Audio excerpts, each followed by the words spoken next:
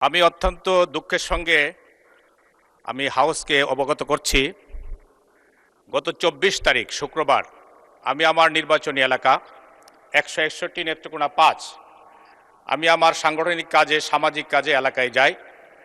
কাজ শেষ করে ফেরার সময় আমি একটি ফিলিং স্টেশনে দেখতে পাই প্রচুর গাড়ির ভিড়।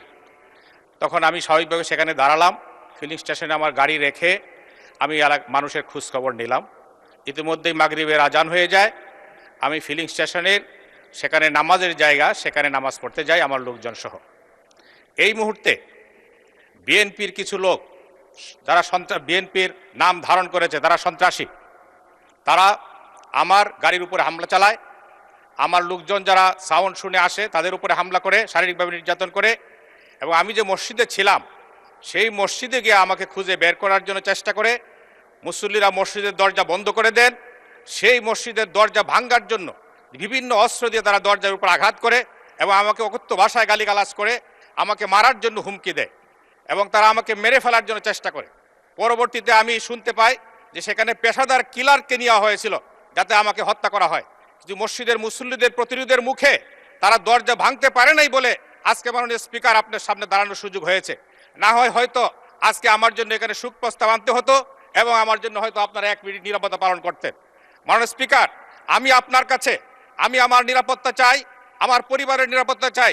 আমাদের মাননীয় প্রধানমন্ত্রী, স্বরাষ্ট্রমন্ত্রী মহোদয়ের কাছে আমি আমার এলাকার সংগঠনের কর্মীদের নিরাপত্তা চাই। মাননীয় স্পিকার, এইভাবে আমাকে জনগণ জিজ্ঞেস করেছে যে কি অপরাধে আপনার উপর হামলা করা হলো। আমি অপরাধটা বলতে পারি নাই। মাননীয় সদস্য, আপনার কথা শুনলাম, এখন আপনি আমার কথাটা অনুগ্রহ করে শুনেন।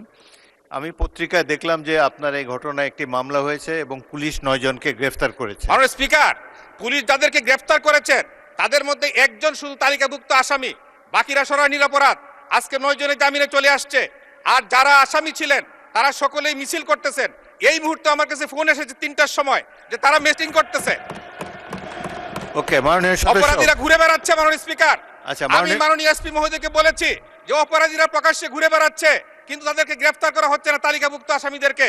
মাননীয় স্পিকার, আমি আপনার মাধ্যমে আমার নিরাপত্তা চাই এবং আসামি যাতে না গ্রেফতার হয় তাদেরকে উপযুক্ত শাস্তির ব্যবস্থা করা হয়।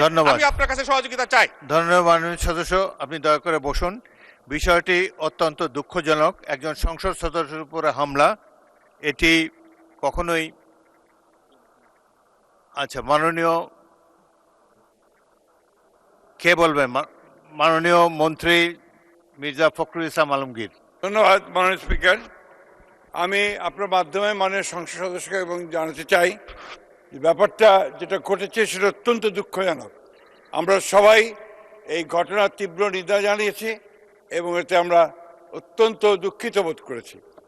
আমাদের সংসদ নেতা পাশেই বসে আছেন, তিনি আমাকে বলেছেন যে তিনি নিশ্চিত করবেন যেন এটা সুষ্ঠু একটি তদন্ত হয়, প্রকৃত অপরাধীদের খুঁজে বের করে তাদেরকে শাস্তি প্রদান করা হবে।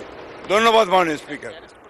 এবং 2 জন অলরেডি গ্রেফতার হয়েছে, 9 জন গ্রেফতার হয়েছে এবং এটা আরও সুষ্ঠু তদন্ত করে অবশ্যই তাদেরকে ব্যবস্থা দেওয়া হবে তাদের বিরুদ্ধে। ধন্যবাদ।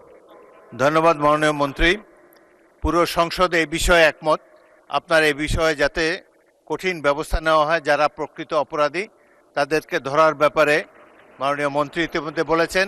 আপনি ফলাফল দেখার জন্য অপেক্ষা করুন। ধন্যবাদ।